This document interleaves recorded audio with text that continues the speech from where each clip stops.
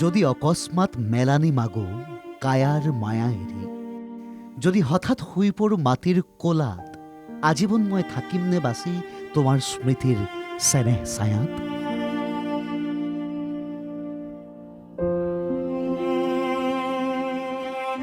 কবিতাৰ বাবে নিজক উচৰ্গা কৰি ল'ৰাজনে কবিতাৰেই এদিন এনেকৈ কৈছিল মনৰ কথা।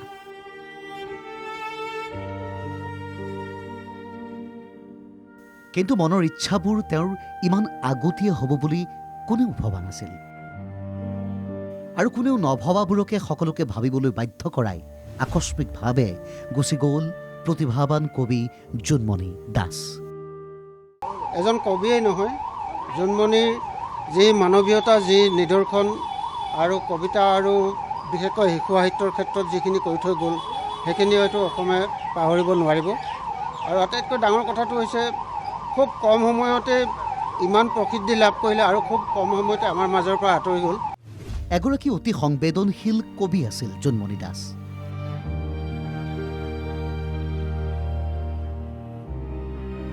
দিখৌ নৈৰ বুকুত সাঁতুৰি নাদৰি শৈশৱ কৈশোৰ যৌৱন পাৰ কৰা জোনমণি দাসে কলেজীয়া দিনৰ পৰাই অসমৰ প্ৰায়বোৰ কাকত আলোচনীত নিয়মীয়াকৈ লিখিছিল কবিতা।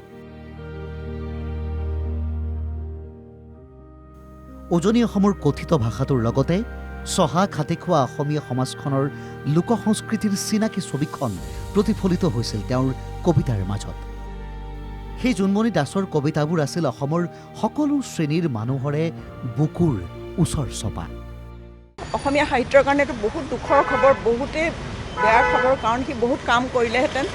অকল কবিতাৰ নহয়, শিশু সাহিত্যতো সি ভালেখিনি কাম কৰিছিল।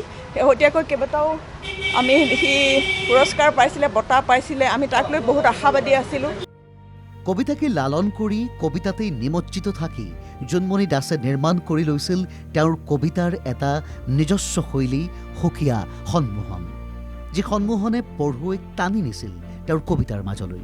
অথচ তেওঁৰ কবিতা আজিও নুঠিল এচাম তথাকথিত আলোচক সমালোচকৰ তুলাচনীত।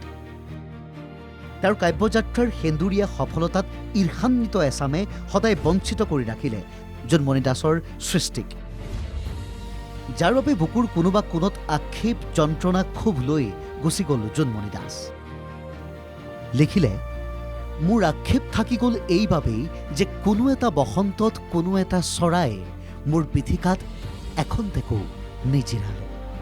অতি দৰিদ্ৰতাৰ মাজেৰে জীৱন জীওৱা জোনমণি দাসে এদিন কামৰ সন্ধানত বাট বুলিছিল মহানগৰীলৈ। অশেষ কষ্ট ত্যাগেৰে প্ৰথমে প্ৰকাশন গোষ্ঠীৰ আৰ্হি কাকত চাওঁতা আৰু পিছলৈ অসমৰ সম্ভ্ৰান্ত আলোচনী প্ৰান্তিকৰ সম্পাদনা সহযোগী হিচাপে কৰ্মৰত আছিল জোনমণি দাস। নিজৰাপাৰৰ সৰু ভাড়াঘৰ এটাত বাস কৰিছিল জোনমণি।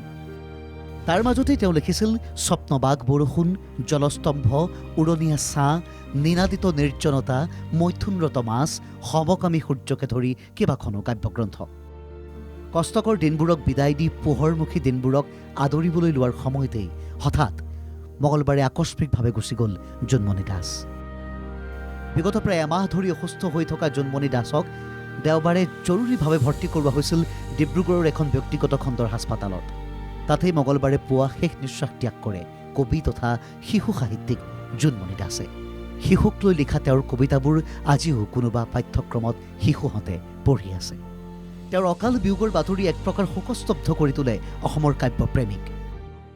তেখেতৰ মৃত্যু অসমীয়া কাব্য জগতৰ বাবে অপূৰণীয় ক্ষতি।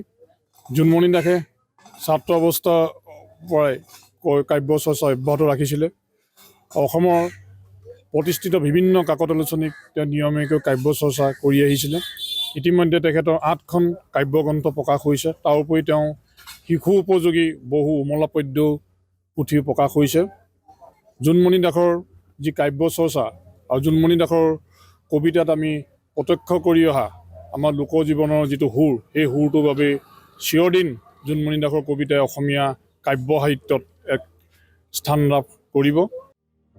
ডিব্ৰুগড়ৰ পৰা তেওঁৰ নশ্বৰ দেহ লৈ অহা হয় শিৱসাগৰৰ ৩ নম্বৰ ৱাৰ্ডৰ বাসগৃহলৈ।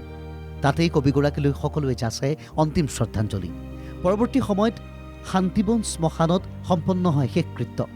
মাতৃৰ লগতে সহধৰ্মিনী তৰালী হাজৰিকা, পুত্ৰ জোনাক আৰু জীয়ৰী কুঁৱলী কেৰি গুচি গ'ল খেয়ালী কবি জোনমণি দাস।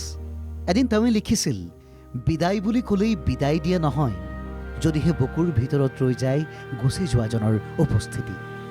কবি জোনমণি দাসো গুচি গ'ল, কিন্তু তেওঁৰ উপস্থিতি প্ৰতিগৰাকী কাব্যমৌদীৰ বুকুতেই বিৰাজমান হৈ থাকিব সদায়।